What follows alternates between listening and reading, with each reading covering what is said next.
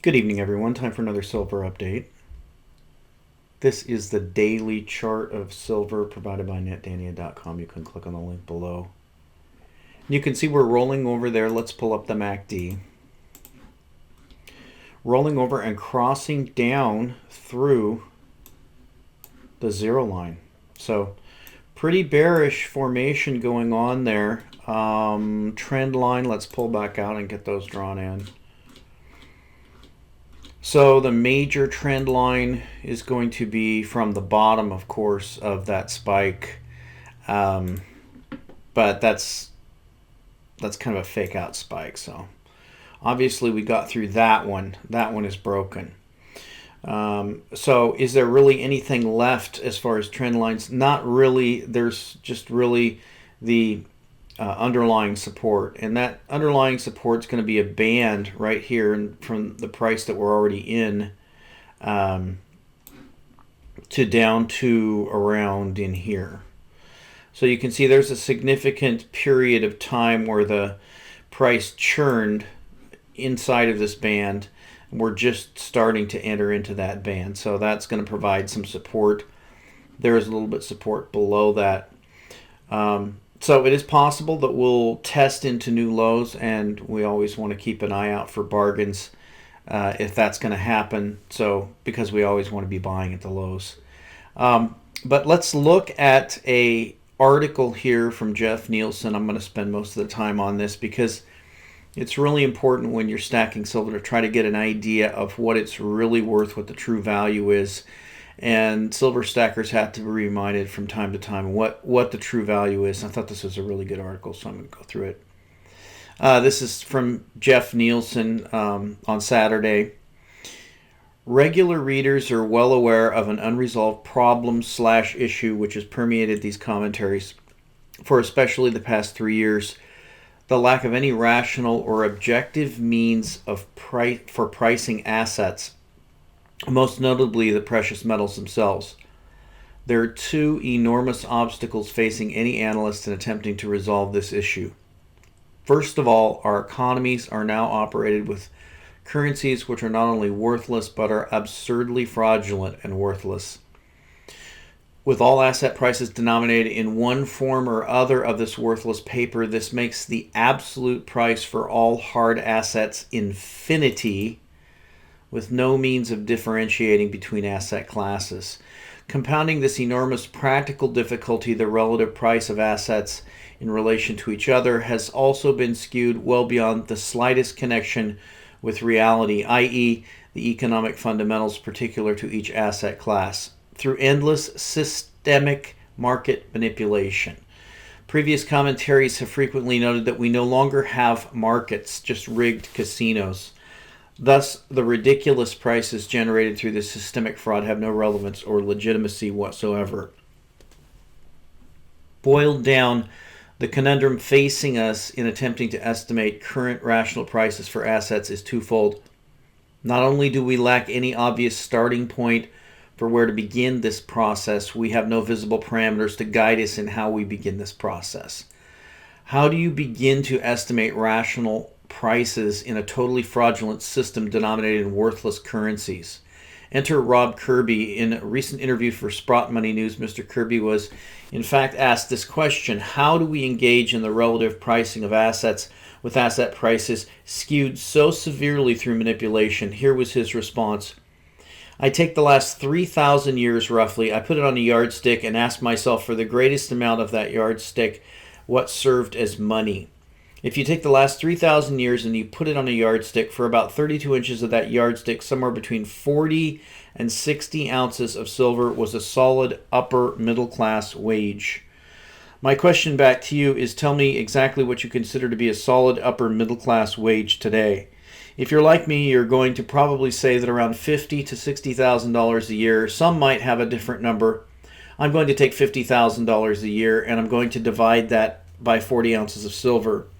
It's more than $1,000 an ounce in today's dollars. Kirby's response is ingenious in that it addresses both how and where to begin the relative pricing of assets, and he supplies us with an objective metric to use in beginning this process: the average wage. While critics can quibble slightly with the specific metrics he used in his calculation, the methodology itself is unquestionably sound. The average wage is an objectively definable concept. The workers earning that average wage must be paid. Thus, we can use that average wage to come up with a price for money, real money, i.e. silver or gold. $1,000 an ounce for silver is a starting point, as noted in the title, in two respects. First of all, Rob Kirby's estimate of $1,000 an ounce for silver as a rational price today allows us to then price other assets in relation to this objective reference point. Obviously, the first price we would calculate once we have a legitimate price for silver is the price for gold. Referring to Kirby's historical yardstick for nearly all of our history prior to the last 100 plus years of extreme price manipulation, the price of silver existed at roughly 15-to-1 ratio versus the price of gold. The reason for this relatively constant price ratio is that it accurately reflected the supply ratio of these two metals. Silver exists at roughly 17-to-1 ratio versus gold in the Earth's crust. With the two metals having roughly similar aesthetic appeal, silver is actually the more brilliant of the two metals. It was only logical, natural that the price ratio would parallel the supply ratio. With supply priced at $1,000 an ounce today, that directly implies a rational price today of $15,000 an ounce for gold. Once we have rational prices for our real money, we are now in a much better position to price all other assets relative to each other, because we're no longer denominating these estimates in the worthless paper of the banksters.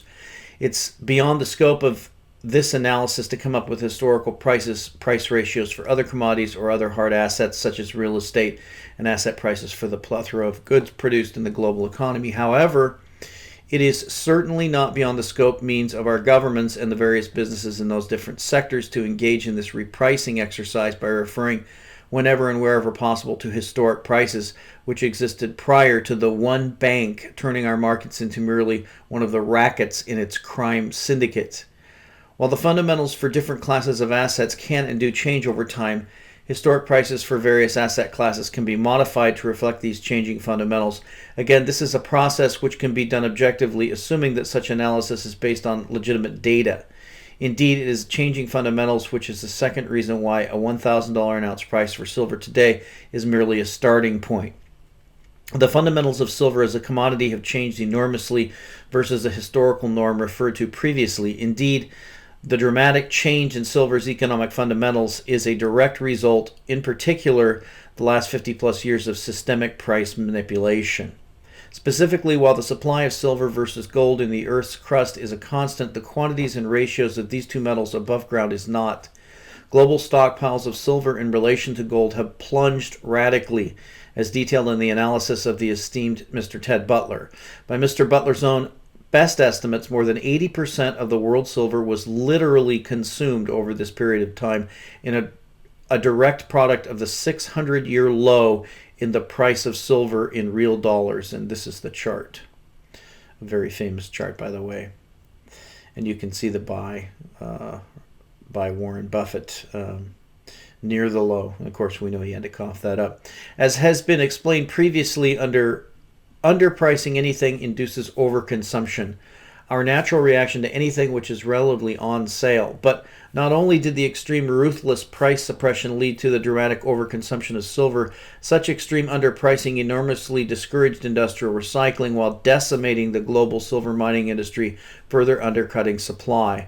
A vast array of consumer and industrial products using silver in various amounts sprang into our lives, given that silver in metallurgical terms has greater usefulness and versatility than any other metal. Furthermore, because of its superlative metallurgical properties, silver is often only required in small or even trace amounts. In such quantities, it was not and is not economically viable to attempt to recover the silver from these products, as they are used up and discarded. And so in this manner, global stockpiles have literally been consumed, as demonstrated in a chart very familiar to regular readers. And you can see here the low level of silver inventories, and also 2006 where they turn around. Of course, that was the beginning of the silver ETF, and we know that that's a fraud, as he's going to point out here. We know that global inventories of silver plummeted roughly 90% between 1990 and 2005, reflecting the absolute trough in the price of silver. What we don't know is how much further those inventories have dwindled since 2005, because it was at that point that the banksters began radically falsifying inventory data in conjunction with their two ultimate tools of precious metals fraud, the so-called bullion ETFs, GLD and SLV. This catastrophic devastation of global silver inventories and stockpiles means that the historic supply ratio of the two metals as reflected in the global stockpiles no longer exists. The exact ratio is unknown due to the falsification previously noted, but given the known decimation of these stockpiles, some analysts are suggesting that above ground the two metals exist in relative equal quantities. Critics of this commentary might argue that $1,000 an ounce for silver today is not a realistic price, and they would be partially right, having arrived at an objective price for gold of $15,000 an ounce based on Rob Kirby's original metrics and silver's historic fundamentals, and having established silver is literally much more precious today. $1,000 an ounce is clearly too low to constitute a fair current price for silver. A price of $15,000 an ounce for gold suggests a current price for silver at least in the vicinity of $5,000 an ounce, if not higher. For skeptics who find talk of such numbers to be hyperbolic, despite the objective foundation for those numbers, never forget that we're pricing these metals in worthless paper. As previously explained, denominating these worthless currencies, the absolute price for all these assets is infinite.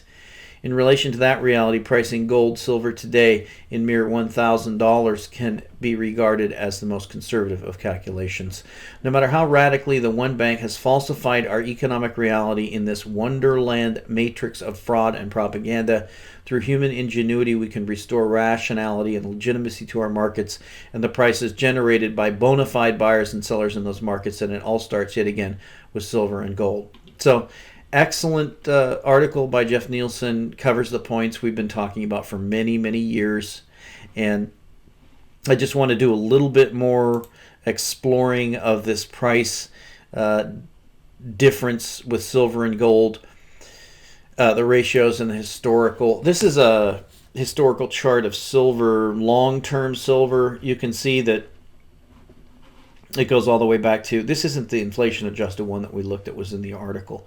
This is just a long-term price chart. You can see that $1.25 price that lasted for nearly 100 years, and then a low all the way down to about 25 cents when they demonetized silver, and then the big bull market that culminated with that $50 spike, and then a drop back down. But just for purposes of comparison, I'm going to use the $5 price.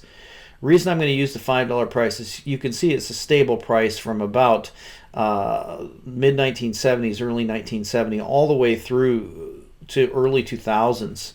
So really a very, very stable price range for silver. Only comparison really to that is back, in the 1800s. So let's use that price as an example, and we'll do some comparisons on the Federal Reserve Bank's inflation gauge. Now, again, we know that inflation is much worse than what the Federal Reserve admits, but just based on that price, we know that $5 an ounce silver in 1975, today, based on inflation, according to the Fed, is the same equivalent price is $22.26. Now, we are currently around $16 an ounce for silver. So what that really means is that silver right now is cheaper than it was back in the 1970s.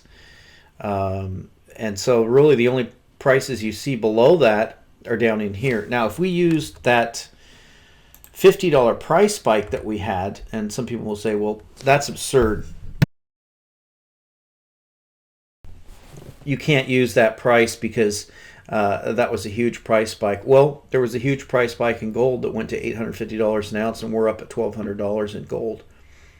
So if we use that price, you can see that gives us $222 an ounce for silver. Now, what if we used the price of gold back then, and assuming that we are close to a 1-to-1 equivalent now with silver and gold. That gives us $3,784 an ounce silver, if silver were the equivalent to gold and inflation were caught up. So that is similar to the conclusion that Jeff came to. Is that going to happen anytime soon? No, I don't think it's going to happen anytime soon. Clearly, we're on a downdraft now. So I went and looked at some of the silver that was available. You know, I always check the Lunar Series, and those horses are still available. But I still, after we bought up the $12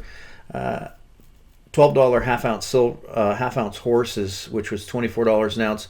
After we bought those up, they came back on, but they've never gone below $20. So that's really the only perth that I saw available besides the GOAT series. Those are the normal price. Not really big on that coin. So the one coin that I did find that I'm kind of leaning towards if we do get a big spike down is this African Wildlife Series coins. I do have the 2011, which I purchased, which, by the way, they aren't on here, which is kind of interesting. But this is on JM Bullion, and you can see that they don't have the 2015 1 ounce available, but they do have the 2014. They're up to $26 there. You can see jumps quickly with the 2013, $37, then $39 for the 2012.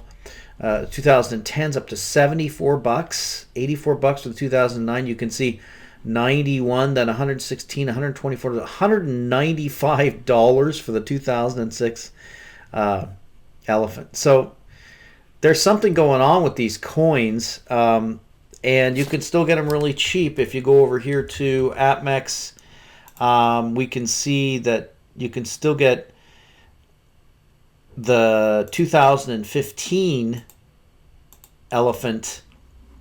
You can get this over at APMEX for $19.59 if you buy 500 or more. If you buy 100, you can get it for $19.89. They have over 5,000 of them there. So, and you can go back to the 2014. You can see they got 139 of those. So I'm looking real close at these. $22. They're already 26 over at JM Bullion. I don't think anybody else has them.